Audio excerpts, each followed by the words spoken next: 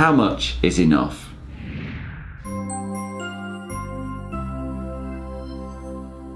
How much is enough? I think that's a really interesting question.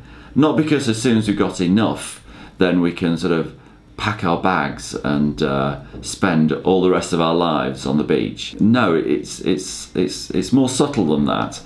I think knowing when you've got enough is very illustrative, because first of all, once you know that you've got enough, you know that you're only working because you want to. And I think that's very empowering, because if you're working because you want to rather than because you have to, that's much less having your nose to the grindstone than actually being compelled to work, because otherwise you'll sort of go bankrupt. So at one level, it's really important to just understand where that is and where you stand. But also, I think it's important to understand what would be enough. I think a good example is buy-to-let landlords. And people start off buying a few properties and getting the appropriate amount of debt, and then they buy a few more. And a bit like getting tattoos, once people have got one, they don't stop. They just get more and more and more, and it's just the way it is.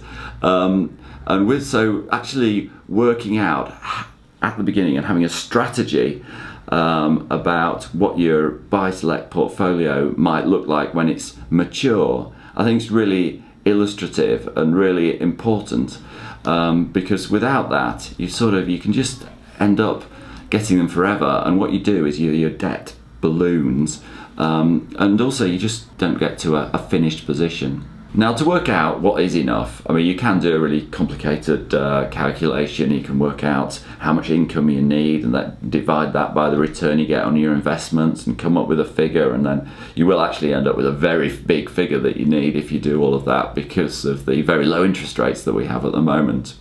And that is one way of looking at it. I think that it's really important as well to look at the other side and maybe, you know, just slightly take the philosophical and environmental approaches of how much stuff do you need.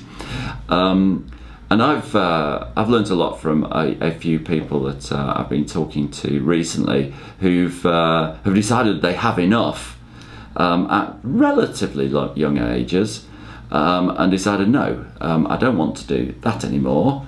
I've got enough to live on to just do what I want to do, and, you know, spending time doing whatever, going off in a camper van around Europe in sort of middle age, or, you know, whatever.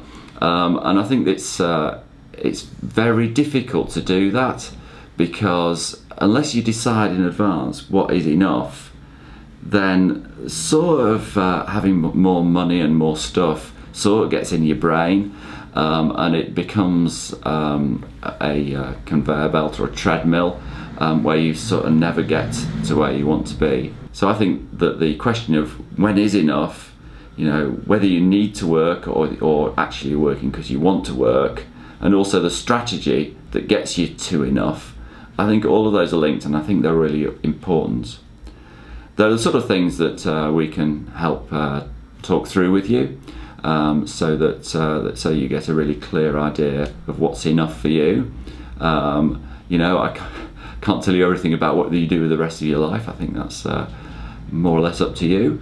But I can certainly help you work out, you know, what you think is enough. What are the risks? Because there's, you know, you've got the risk that you don't have enough against the risk that you run out of life to spend it on, and just thinking about that. So if you want to discuss your enough, I'll be very happy to do that, and I look forward to hearing from you. If you like these videos, please like them, share them, comment on them, or subscribe to my channel. That's great, thank you.